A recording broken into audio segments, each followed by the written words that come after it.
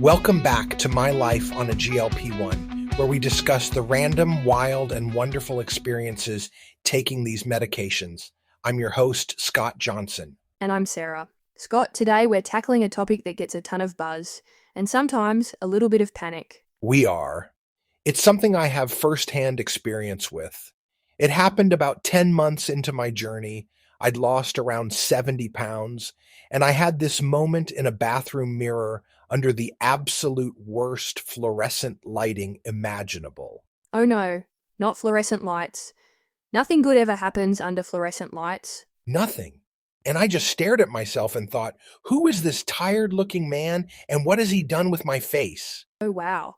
Were you like, how did I turn into Gollum? Okay, a little dramatic there, Sarah. Seriously, though, my body felt great, unambiguously better, but my face looked like it had filed a formal complaint with HR and was waiting for a very slow response. Filed a complaint. That's a perfect description. What did you mean? Well, my cheeks felt a bit hollower. My temples seemed more architectural. I finally had this sharp jawline I'd wanted my whole life, but it arrived with a few uninvited friends, these new lines and wrinkles that I was sure weren't there before. Right? So the weight loss was a success everywhere else, but your face was telling a different story. Exactly. And what I was seeing actually has a name. People call it Ozempic face, even though I am on Zepbound. Ozempic face. It sounds so dramatic. What's actually going on? The term was coined by a New York dermatologist, Dr. Paul Frank, but it's not really about the medication itself. It's about weight loss. When you lose a significant amount of weight, you lose fat from everywhere. Not just the places you want it to go. Not at all. And that includes your face, where fat pads act as this structural support you never think about. When that fat goes, the skin on top has to go somewhere. Sometimes it settles beautifully, and other times it looks a little like you've recently been deserted on an island as a contestant on Survivor. That makes so much sense. It's not a side effect of the drug, it's a side effect of the result of the drug. Precisely. In fact, a study found there's about a 9% mid-face volume loss for every 10 kilograms. That's about 22 pounds of total weight lost. It can happen to anyone who loses a lot of weight quickly, no matter how they do it. So what did it look like for you specifically? Beyond the HR complaint? The cheeks were the first to go. They just got quieter. My face looked more like its own skeleton. Wow. And the skin around my jaw, which had always been soft, didn't immediately snap back. There was a lag. For a few months, I had a jawline, and right below it, what I can only describe as a small geology situation. Geology situation? Yes.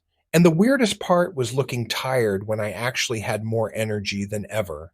That disconnect was really strange to sit with. I can imagine.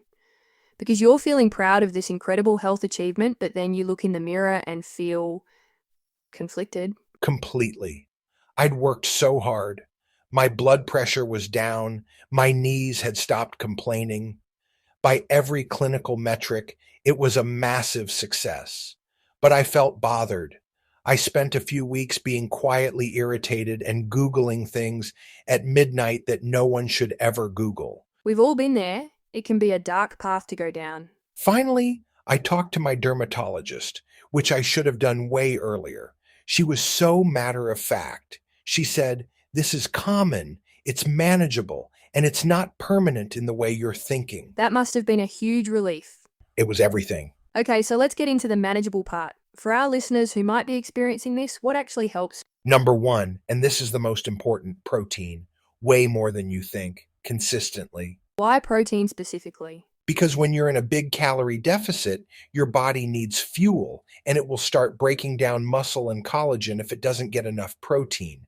Those are the very things that give your face structure. I thought I was hitting my protein goals. I was not. Once I got serious about it, I saw a real noticeable difference over the next few months. Okay, so track your protein. What's next? The boring one, hydration. Skin under stress needs water. I wasn't drinking enough, and when I started tracking my water intake, my skin just looked better. more like itself. To be honest, my skin was actually glowing. Simple but effective. Absolutely. The third thing was sunscreen, SPF 30 every single day.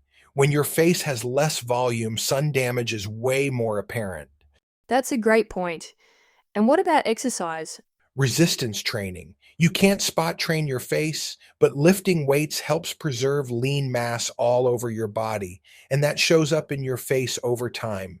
It makes a meaningful difference. Right, it supports the whole system. Exactly. And finally, if you can, talk to your doctor about slowing down the rate of loss. Gradual weight loss gives your skin more time to adapt than rapid loss does. You mentioned professional options as well. Yes, and I want to be clear, these are not requirements, just choices. Dermatologists can help with things like hyaluronic acid fillers for volume or other treatments to boost collagen. It's your face, your call, but it's good to know those options exist if you're really bothered by it. So, what's the one thing you wish you could go back and tell yourself, standing in front of that fluorescent lit mirror? I'd tell myself that what I'm seeing isn't permanent. It's a transitional state. Your body is changing on a compressed timeline, and your face is just a little slower to catch up. I'd say, give it a year, it's going to look different. So, the key is grace and patience. Grace, patience, and maybe changing the light bulb in the bathroom. The health improvements are real, the weight loss is real, and the face stuff is real too. It's okay to be bothered by it while being grateful for everything else. Those two feelings can coexist. That's a perfect way to put it. It's not an endpoint, it's a transition. Exactly. Give it grace and maybe try a different mirror. Great advice. So, to all of our listeners that still have fluorescent lighting in your bathroom, run as fast as you can to change those out. And don't go down that dark path searching on the internet. That is, unless you are going to visit Scott's website at mylifeonglp1.com. There are great articles and links to Amazon to order your own copy of Scott's book. Plus, I must add, you have a few great chapters in your book about your skincare routine that I have really taken advantage of. And please don't forget to show some love to our podcast with a review or 5-star rating wherever you stream. So as we wrap for today, tell our listeners your final Ozempic face tips. Thanks, Sarah. What you're seeing in the mirror under those fluorescent lights isn't permanent in the way you're afraid it is. Your skin is adapting.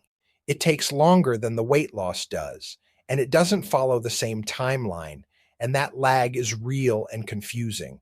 But give it a year. The health improvements are real. The face stuff is real too, and it's okay to be bothered by it while also being grateful for everything else. What I know now that I didn't know then is that Ozempic face, for most people, is not an endpoint.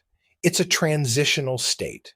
Your body is changing in a compressed timeline, and some parts of it catch up faster than others. The face is slow. Give it grace, and maybe try a different mirror. So, on behalf of Sarah, I'm Scott Johnson. Thanks for listening, for visiting my website, and to those of you reading my book. Oh, yeah, don't forget to schedule a dermatologist appointment, and always remember to love your journey.